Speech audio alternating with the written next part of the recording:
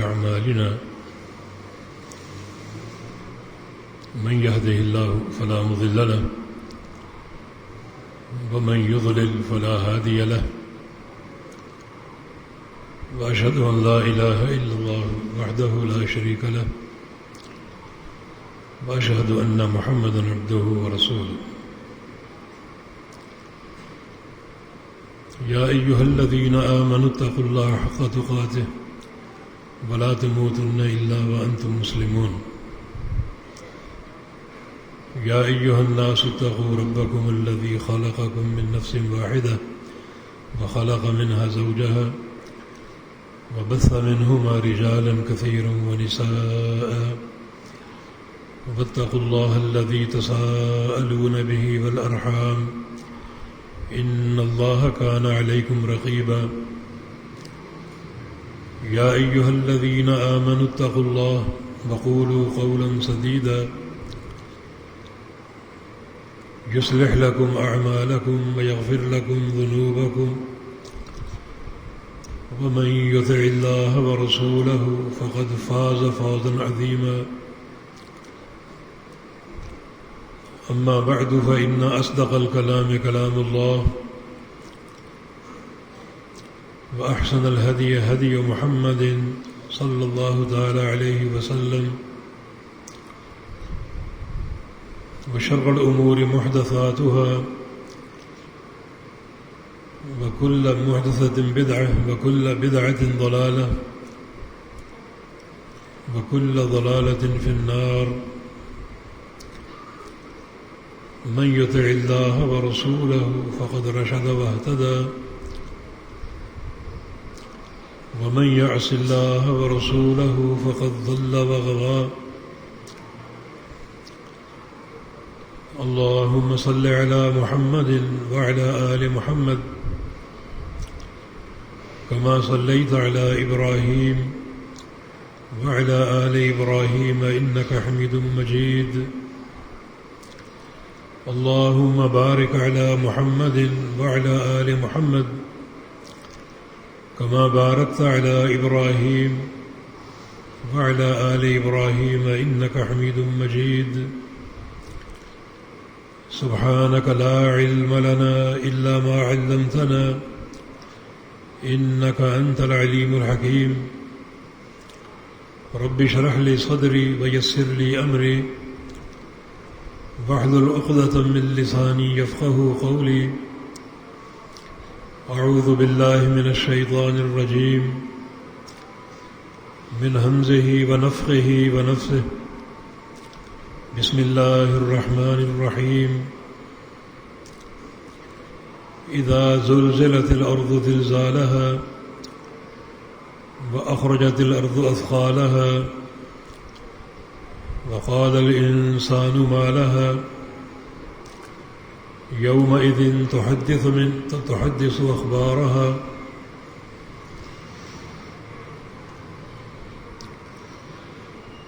يومئذ يصدر الناس أشتاتا ليروا أعمالهم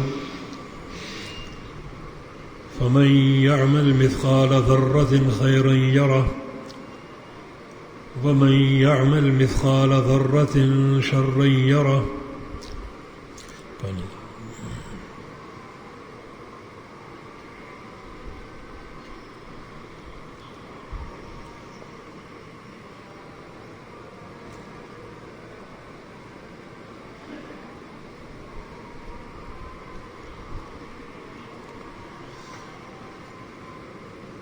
یہ سورہ زلزال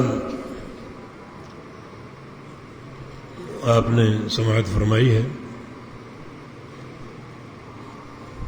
مدینہ منورہ میں یہ نازل ہوئی تھی۔ جس مجلس میں اس سورت کا نزول ہوا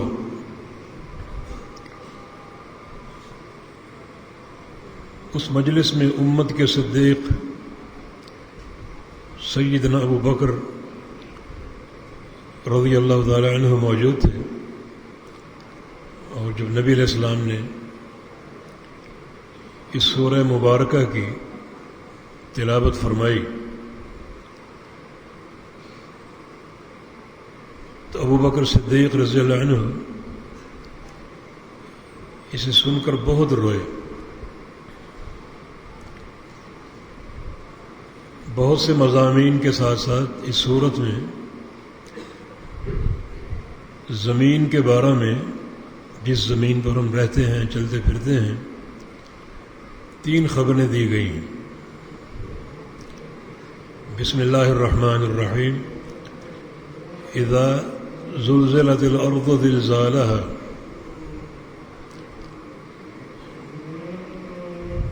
جب زمین کو ہلایا جائے گا، حرکت دی جائے گی،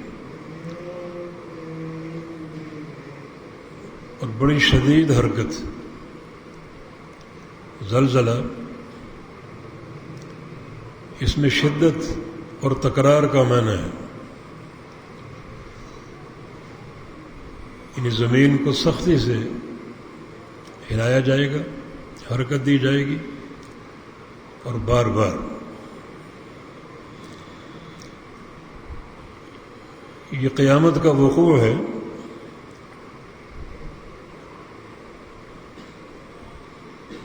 قیامت کا قیام،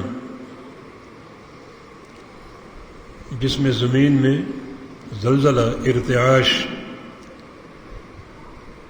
اور شدید حرکت پیدا کی جائے گی.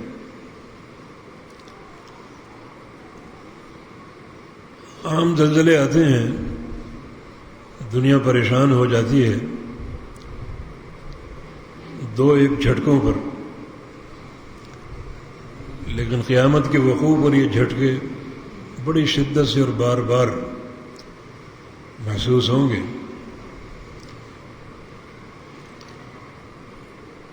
بسم اللہ الرحمن الرحیم. یا ایھا الناس اتقوا ربکم ان زلزلۃ الساعۃ شیء عظیم. اے لوگو، اپنے رب سے ڈر جاؤ، بے شک قیامت کا زلزلہ بہت بڑی شے ہے، بڑی خطرناک، جس کی شدت ان 3 باتوں سے اجاگر ہوگی. یوم ترونها تذهل كل مرضعة عما ارضعت. ان جھٹکوں کو دیکھ کر ہر وہ عورت جس کی گود میں دودھ پیتا بچہ ہوگا، وہ اپنے بچے سے غافل ہو جائے گی. اس کی طرف کوئی توجہ نہ ہوگی اس کی. جہاں مرضی وہ گرے پڑے، کوئی توجہ نہ ہوگی. حالانکہ گود میں دودھ پیتا بچہ، بڑی اس کی کشش ہوتی ہے، اور بڑی شدت کے ساتھ اس کو اپنی ماں کی ضرورت ہوتی ہے، اور ماں بھی یہ بات جانتی ہے. لیکن قیامت کے جھٹکوں کو دیکھ کر وہ اپنے بچے کو فراموش کر دے گی.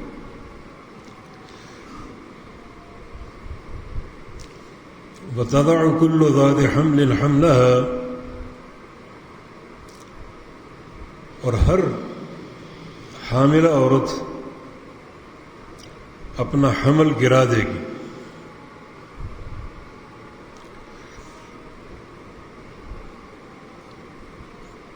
جو اس ہولناکی کو دیکھ کر اپنے بچے کو جنم دے دے گی.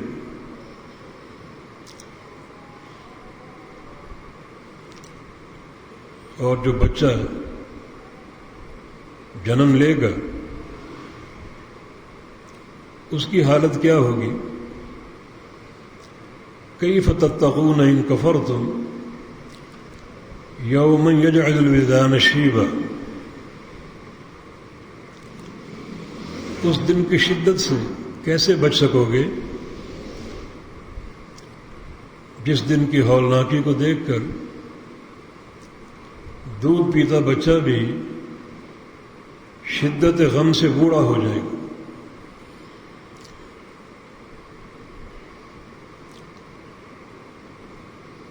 تو یہ دونوں باتیں ان جھٹکوں کی، اس زلزلے کی، قیامت کے زلزلے کی شدت کو واضح کر رہی ہیں۔ وَتَرَى النَّاسَ سُكَارَىٰ وَمَا هُم بِسُكَارَىٰ، اور آپ دیکھیں گے کہ لوگ، ان پر ایک بے ہوشی کی کیفیت ہوگی۔ یہ بے ہوشی کسی نشے کی نہیں ہوگی، وَلَٰكِنَّ عَذَابَ اللَّهِ شَدِيدٌ، اللہ کا سخت عذاب ان کے پیش نظر ہوگا، جس کی بنا پر ان پر ایک نیم مردنی کی کیفیت طاری ہوگی، جیسے مرنے والے ہیں۔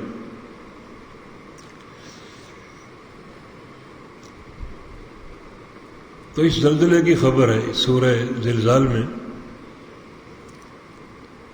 اذا زلزلت الارض زلزالها، اور دنیا اس زلزلے کا مشاہدہ کرے گی۔ عام زلزلے آتے ہیں، دو چار جھٹکے لگتے ہیں اور کثرت سے ہلاکتیں ہوتی ہیں، لوگوں پر ایک ہیبت اور خوف طاری ہوتا ہے، لیکن یہ قیامت کے جھٹکے بڑے شدید ہوں گے، بار بار لگیں گے، اور زمین کو بار بار ہلایا جائے گا، حرکت دی جائے گی۔ تو یہ قیامت کا وقوع ہے۔ دوسری خبر، وَأَخْرَجَتِ الْأَرْضُ أَثْقَالَهَا، زمین نکال دے گی باہر اپنا بوجھ یا اپنی امانتیں۔ ثقل بھاری امانتوں کو بھی بولا جاتا ہے، جیسے نبی علیہ السلام کی حدیث ہے، ترکت فیکم ثقلین، کہ میں تمہارے بیچ دو بڑی بوجھل امانتیں چھوڑے جا رہا ہوں۔ تو اثقال، جو بوجھل امانتیں زمین کو سونپی گئیں، انہیں نکال دے گی۔ یہ امانتیں دو ہیں، ایک وہ میتیں جو زمین میں دفن کی گئیں، قیامت کے وقوع پر زمین ان میتوں کو باہر نکال دے گی، اور دوسرا اس کا معنی جو زمین کے اندر خزانے پوشیدہ ہیں، جن خزانوں تک دنیا پہنچ نہیں سکی، اپنی تمام تر ترقی کے باوجود، سائنسی آلات کے باوجود، اپنے آپ کو بڑے بڑے فن خان اور ترم خان سمجھنے والے ان خزانوں تک پہنچ ہی نہیں سکے۔ زمین وہ بھی اگل دے گی، جیسے بڑے بڑے گارڈر ہوتے ہیں، اس طرح سونا ہوگا، جواہرات ہوں گے، اور دنیا دیکھے گی، ان خزانوں کو دیکھے گی۔ مگر جو قیامت کا وقوع ہے اور اس کی دہشت ہے، اس بنا پر ان کی خزانوں کی طرف کوئی توجہ نہ ہو، سونا بکھرا پڑا، بڑے بڑے گارڈروں کی شکل، جیسے ستون ہوتے ہیں، کھجور کے درختوں کے تنے ہوتے ہیں، کوئی توجہ نہ ہو۔ نبی علیہ السلام نے قیامت سے قبل سونے کے ایک پہاڑ کی خبر دی ہے، لا تقوم الساعة حتى يحسر الفرات عن جبل من ذهب، اس وقت تک قیامت قائم نہیں ہوگی جب یہ فرات نہر جو عراق میں ہے اور کئی شہروں اور ملکوں تک پھیلی ہوئی ہے، یہ سرک نہ جائے سونے کے ایک پہاڑ سے. اس کے پانی کا رخ اچانک تبدیل ہوگا اور جہاں بڑی پانی کی گہرائی ہوگی وہ جگہ پانی سے خالی ہو جائے گی اور اچانک وہاں ایک پہاڑ نمودار ہوگا سونے کے، بہت بڑا پہاڑ.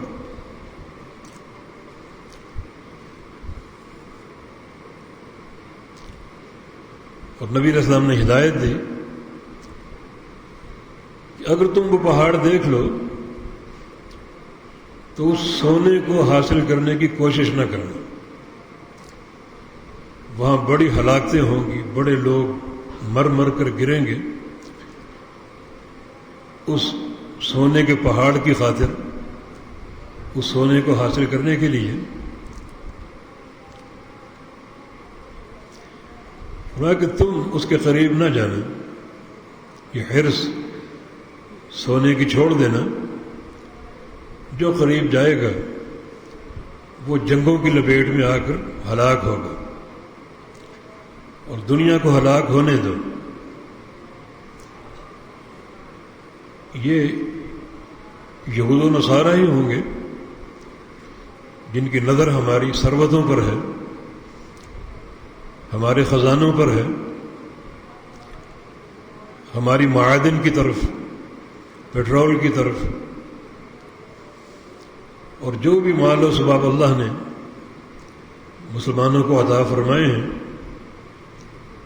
ان کی طرف وہ کتوں کی نظروں سے دیکھتے ہیں. ان کو آپس میں لڑنے اور مرنے دینا. بڑی وہاں لاشیں گریں اور یہ پہاڑ کا نمودار ہونا سرزمین عراق سے، یہ قرب قیامت کی نشانی. لیکن جب قیامت کا وقوع ہوگا اور زلزلے آئیں گے تو زمین اپنے سارے خزانے اگل دے گی، ساری امانتیں باہر نکال دے گی. یہ زمین میں مدفون مردے بھی ہیں اور زمین میں مدفون خزانے بھی جو اللہ تعالیٰ نے زمین کے اندر رکھے، اور جن خزانوں تک تمام تر ترقی کے باوجود یہ امت پہنچ نہ پائے گی. تو اس وقت اس سونے کی کسی کوئی پرواہ نہ ہوگی. حالانکہ بڑے بڑے ستون چمک رہے ہوں گے، دمک رہے ہوں گے، سونے کی چمک ہوگی، مگر کسی کی کوئی توجہ نہ ہوگی. وَإِذَا الْعِشَارُ عُطِّلَتْ، ایک اور مقام پر جب قیامت کا وقوع ہوگا تو حاملہ اونٹنیوں کو چھوڑ دیا جائے گا. یہ حاملہ اونٹنیاں یہ عرب کا سب سے قیمتی سرمایہ تھا. یہ اونٹنی ہو، سرخ رنگ کی ہو، اور وہ بھی حاملہ ہو، بچہ جننے والی ہو، تو بڑا قیمتی مال قرار پاتا تھا. جب قیامت قائم ہوگی یہ اونٹنیاں عشار پھر رہی ہوں گی اور کسی کوئی توجہ نہ ہو. یہ عشار حاملہ اونٹنیاں اس دور کا قیمتی خزانہ تھا. آج سمجھ لیں یہ کوٹھیاں، بلڈنگیں، بڑے بڑے ٹاور، قیمتی گاڑیاں، بنگلے، بینک بیلنس، درہم و دینار اور ڈالر ہر طرف بکھرے ہوں گے اور کسی کوئی توجہ نہیں ہوگی.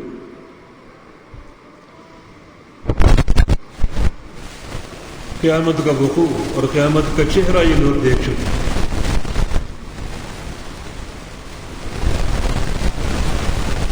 یہ خبر بھی قابل غور کہ زمین اپنے خزانے اگل دے گی، لیکن قیامت اور موت کی دہشت اس قدر طاری ہوگی کہ ان خزانوں کی طرف کوئی توجہ نہ ہوگی۔ ہم نے عمرو بن عاص کا واقعہ کئی بار آپ کو بتایا، جو موت کے دھانے پر تھے، نبی علیہ السلام کے عظیم صحابی، جرنیل، بہت سے علاقوں کے فاتح، مرض الموت میں بلکہ سکرات الموت طاری ہیں، بہت بڑے تاجر تھے۔ تو ان کی تجارت کا مال لایا گیا، ایک نفع، ایک صندوق جو سونے سے بھرا ہوا تھا، سونے کے سکوں سے، یہ آپ کا فلاں تجارت کا پرافٹ۔ تو اس کو قبول کرنے سے انکار کر دیا، کہا کہ میرے بیٹے کو دے دو، بیٹا عبداللہ بن عمرو۔ بیٹے نے کہا کہ ابا جان، مجھے اس کی کوئی حاجت نہیں ہے، میں چاہتا ہوں جب میں اپنے رب سے جا کر ملوں ہلکا پھلکا ہو، دنیا کے سرمایہ کا بوجھ نہ ہو کہ ایک ایک پیسے کا حساب دینا پڑے، مجھے اس سونے کی حاجت نہیں ہے۔ اس وقت جناب عمرو بن عاص نے فرمایا تھا کہ لو کانت ملیئۃ بعرۃ، کاش اس صندوق میں سونا نہ ہوتا بلکہ بکری کی مینگنیاں ہوتی، اونٹ کی لید ہوتی، کیونکہ سکرات الموت طاری ہیں، اگلے جہان میں جھانک چکے ہیں، اب یہ دنیا کی رنگینیاں، سونے چاندی، درہم و دینار سب روکھے اور پھیکے ہیں، نہ ان کی کوئی طلب ہے نہ کوئی توجہ ہے۔ یہ قیامت کا وقوع۔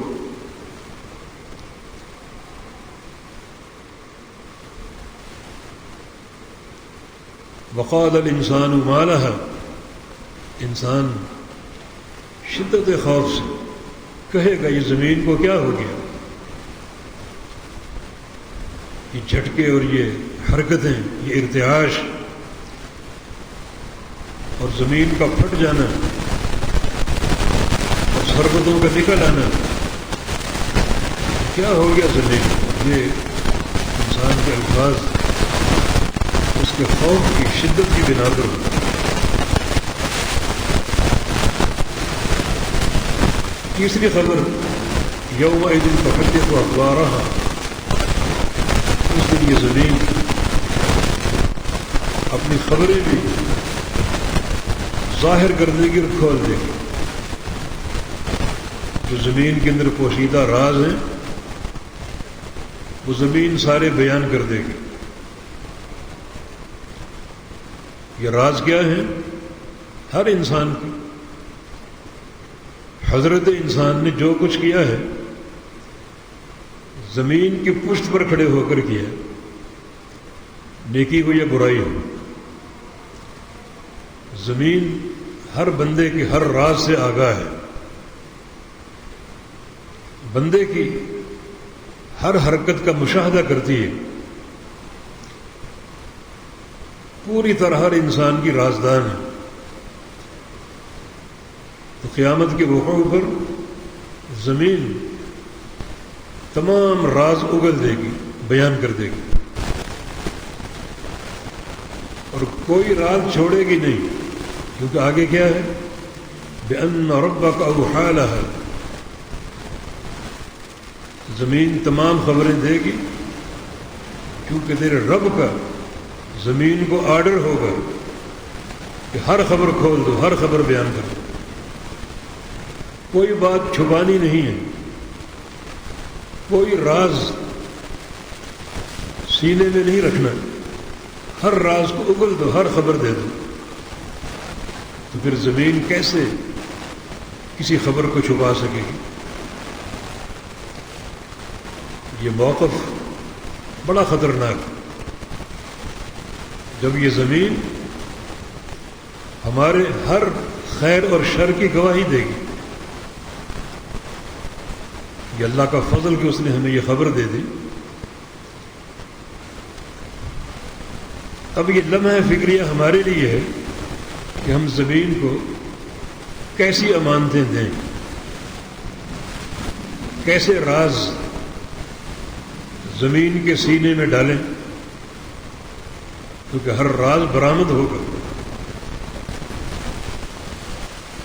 ہر راز باہر آئے گا۔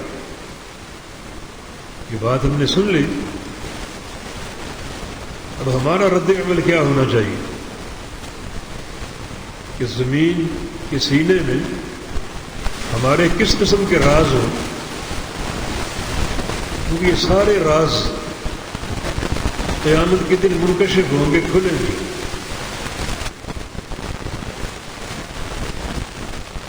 اور پوری دنیا کے سامنے کھلیں گے، انسان ہوں، جن ہوں، فرشتے ہوں، علی مشہد الخلائق، ساری مخلوقات کے سامنے یہ راز زمین سے برآمد ہو۔ آج اگر کوئی بھرم ہے کسی کا، اس دن ٹوٹ جائے گا۔ آج ہمارے آیت چھپ جاتے ہیں کسی عہدے کی آڑ میں، مال و دولت کی آڑ میں، یا چودراہٹ کی آڑ میں۔ اس روز ایسا کچھ نہیں ہوگا، اور پوری دنیا کے سامنے یہ بھرم کھلیں گے، فلاں شخص کا یہ کردار، فلاں کا یہ کردار۔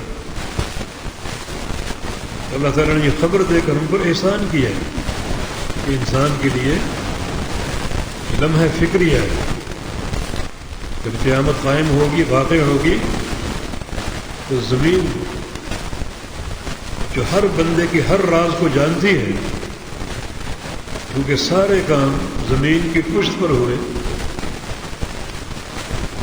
تمام راز اگل دے گی اور کوئی خبر چھپائے گی نہیں، کیونکہ بِأَنَّ رَبَّكَ أَوْحَىٰ لَهَا، تیرے پروردگار نے زمین کو آرڈر کر دی، ہر شخص کی ہر بات کو بتاؤ، ہر بات کو عیاں کر دو، ظاہر کر دو۔ یہ سارا یہ قیامت کا وقوع ہے، ان سارے مشاہد کا ہم کو سامنا کرنا پڑے گا۔ یہ کیسے یہ قابل برداشت ہے؟ جب زمین میں ارتعاش آئے گا، زلزلے آئیں گے، جھنجھوڑی جائے گی، زمین ہلائی جائے گی،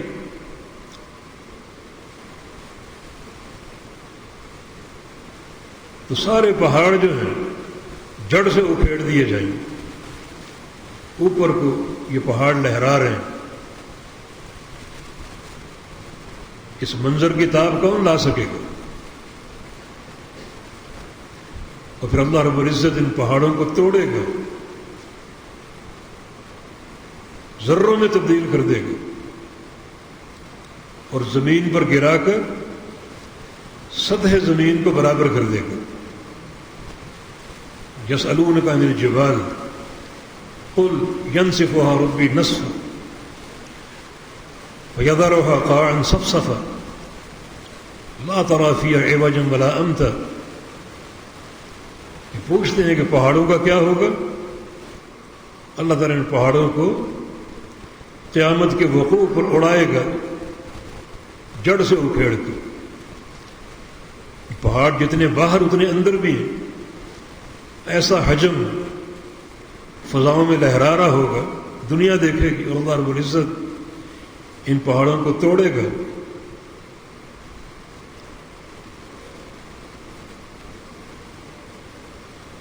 اور ذرے بنائے گا، خاک میں تبدیل کر دے گا، اور زمین پر گرا کر سطح زمین کو برابر کر دے گا۔ یہ زمین ایک چٹیل میدان ہوگا، ساری عمارتیں، بڑی بڑی بلڈنگیں زمین بوس ہو جائیں گی، تمہاری ترقیاں قیامت کی ایک جھلک پر تباہ و برباد ہو جائیں۔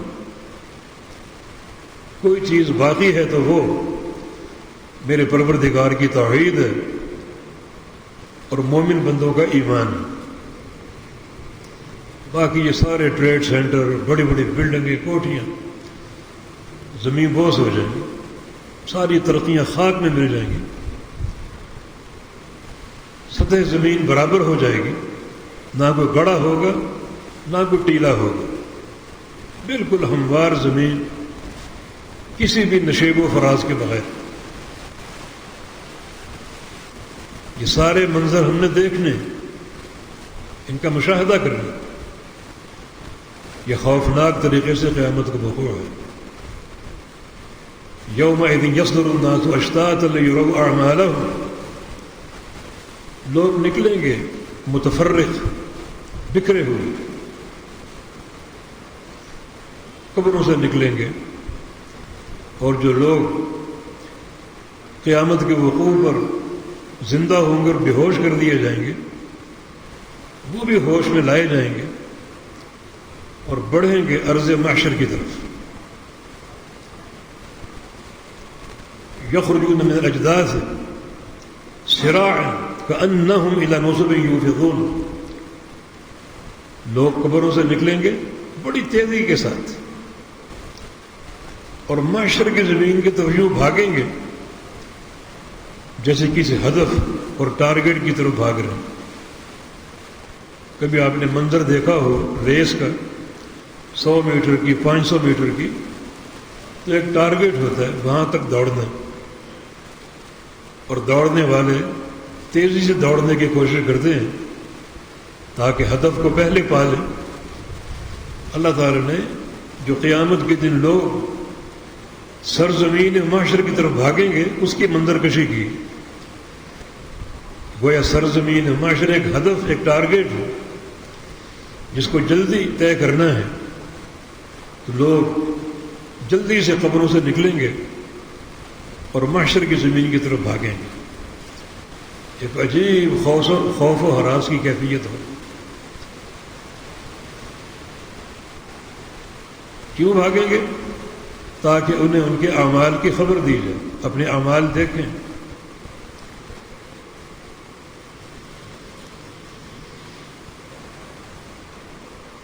جو عمل دنیا میں کر رکھے ہیں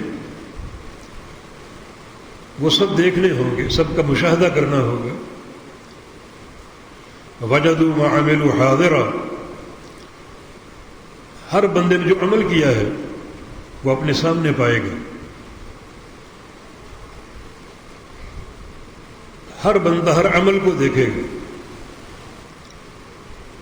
اللہ رب العزت حساب و کتاب لینے والا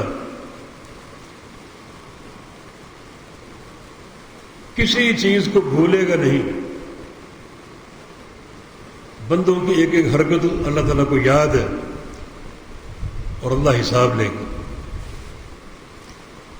یہ ہر بندے کا معاملہ ہے. متفرقین سارے قبروں سے نکلیں گے، اور اس کی ایک تفسیر یہ ہے کہ عرض محشر سے جماعتوں کی صورت میں نکلیں گے تاکہ اپنے اعمال کے مطابق جنت یا جہنم کا داخلہ حاصل کر سکیں. یہ ہر انسان کا انجام ہے. یہ خبریں اللہ تعالیٰ نے دے کر ایک ہم پر احسان عظیم کیا. کوئی چیز چھپائی نہیں ہے. قبر میں کیا پوچھنا ہے وہ ایک سوال نامہ ہے. سوال ظاہر نہیں کیے جاتے، اللہ نے ظاہر کر دیے. یہ سوال ہوں. جب اللہ تعالیٰ کے سامنے روبرو پیش ہوں گے، اللہ تعالیٰ نے کیا باتیں کرنی ہیں اور کیا سوال کرنے، وہ بھی اللہ تعالیٰ نے ظاہر کر دی. قیامت کی خبریں بتا دی، ہولناکیاں بتا دی، تاکہ خوف پیدا ہو اور عمل کی طرف رغبت ہو. اور قیامت کی نعمتوں کا ذکر کر دیا تاکہ شوق اور خواہش بڑھے اور عمل کا شوق پیدا ہو.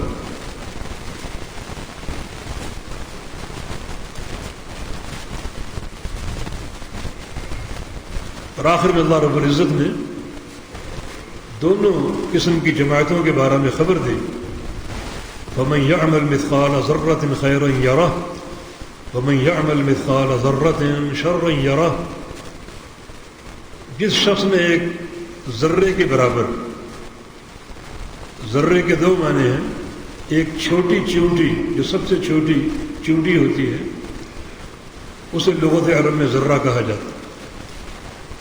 یا ذرہ کا معنی ایک ایسی شے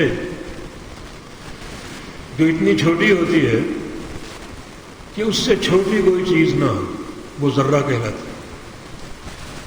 اس ذرے کے برابر کسی نے کوئی خیر کا عمل کیا ہے تو اسے دیکھے گا اپنے سامنے، اور اسی ذرے کی مقدار میں اگر کسی نے شر کا عمل کی، برائی کی ہے، تو اسے وہ دیکھے گا اپنے سامنے۔ کوئی چیز پوشیدہ نہ ہوگی، مخفی نہ ہوگی۔ ذرے کے برابر نیکی بھی دیکھے گا اور ذرے کے برابر برائی بھی دیکھے گا،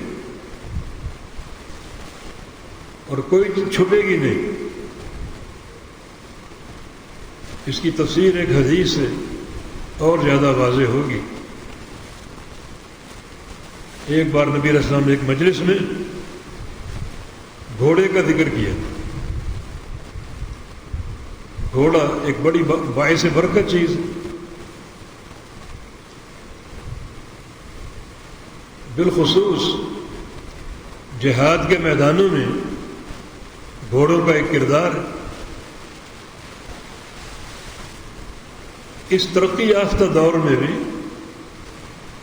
بعض مرحلے ایسے آتے ہیں کہ ہماری سائنسی ایجادات فیل ہو جاتی ہیں اور وہاں گھوڑے کام آتے ہیں۔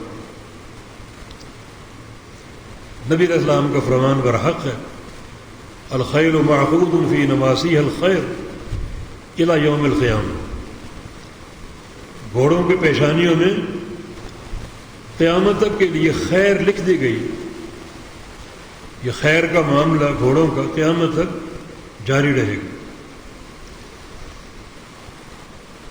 تو آپ نے گھوڑوں کی 3 قسمیں بیان کی۔ ایک گھوڑا وہ ہے جس کو ایک بندہ خریدتا ہے، پالتا ہے، کھلاتا پلاتا ہے بڑے شوق سے، تاکہ جب وقت آئے تو اس کی پشت پر سوار ہو کر اللہ کی راہ میں جہاد کر لو۔ تھوڑا کہ یہ گھوڑا خیر ہی خیر ہے، ایسی خیر ہے، اس کی پشت پر بیٹھنا بھی خیر ہے، جہاد کرنا بھی خیر ہے، اور جب جہاد رکا ہو تو گھوڑے کو کھلانا بھی خیر ہے، پلانا بھی خیر ہے۔ جتنا چارہ کھلائے گا وہ چارہ قیامت کے دن اللہ کے میزان میں تولا جائے گا نیکیوں کے پلڑے۔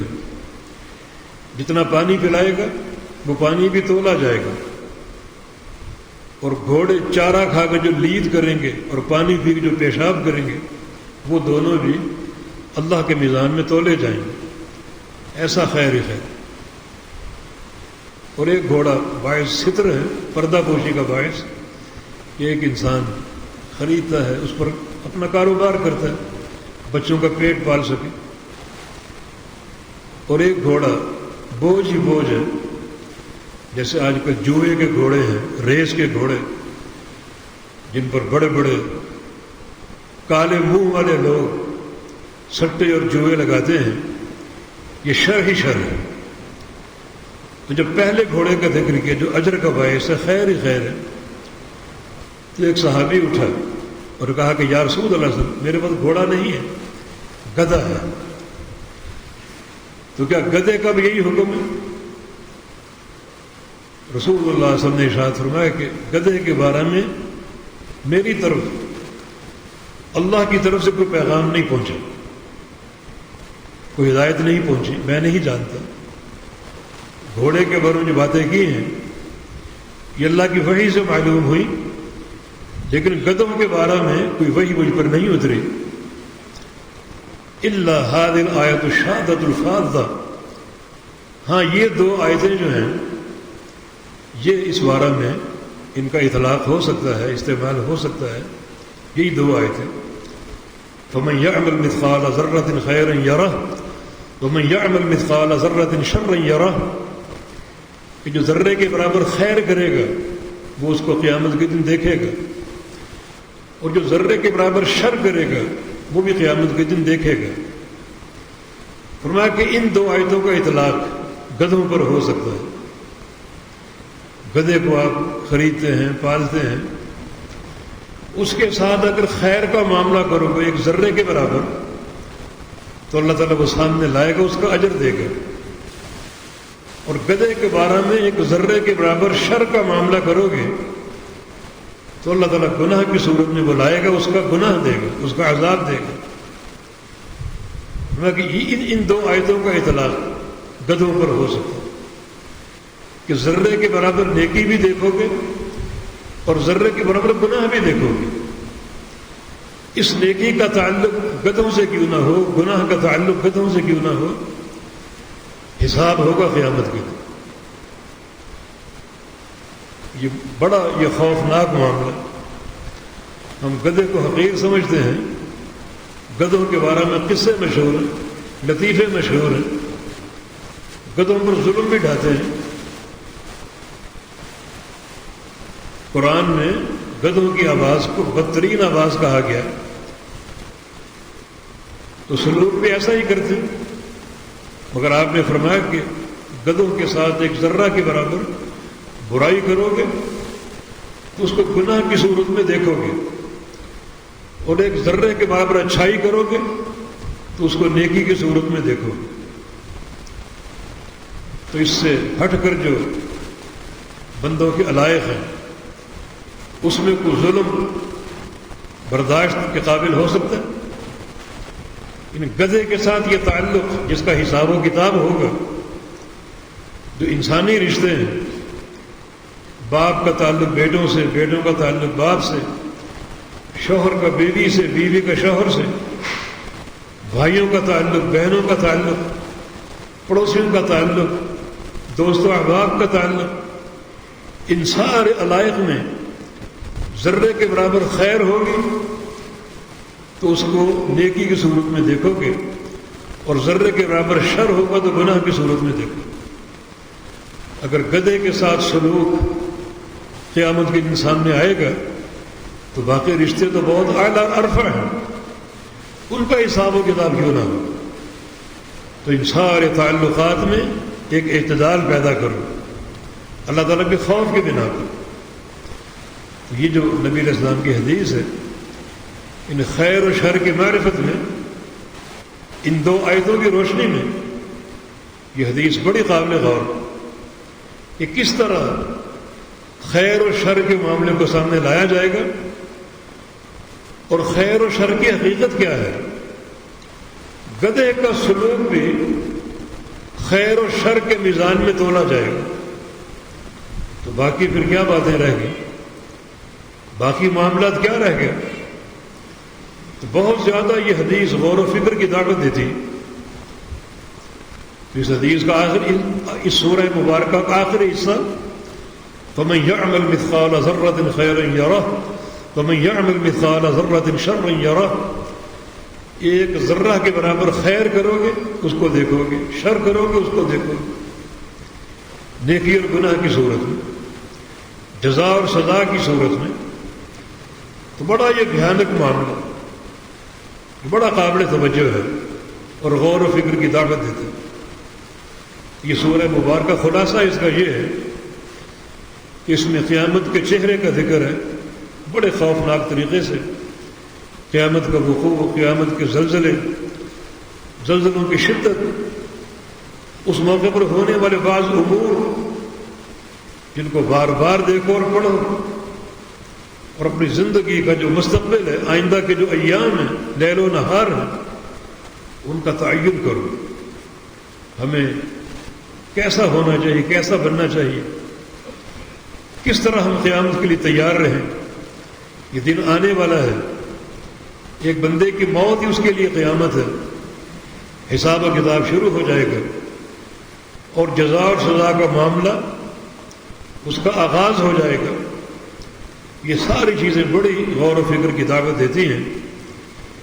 اللہ پاک ہمیں غور و فکر کی توفیق دے، اللہ ہمیں اصلاح احوال کی توفیق دے۔ یا اللہ ہمارے اندر قیامت کی استعداد پیدا فرما دے، یا اللہ ہم سے راضی ہو جائے، اپنی رحمت کا مستحق قرار دے دے، ہمارے گناہوں کو معاف فرما دے، ہمارا اخروی معاملہ تیری رضا اور رحمت اور محبت کے ساتھ ہو۔ یا اللہ اپنی توحید، اپنے پیارے پیغمبر کی سنت ہمارے ظاہر و باطن میں پیوست کر دے، ہر سانس میں توحید ہو، ہر سانس میں تیرے پیغمبر کی سنت ہو، تیری اور تیرے حبیب کی محبت ہو. یقین یہی چیزیں کامیابی کا توشہ ہے اور آخرت کی فلاح کا ذخیرہ ہے. بالتوفیق بید اللہ تعالی. اقول قولی هذا واستغفر اللہ لی ولکم واخر دعوانا ان الحمد للہ رب العالمین.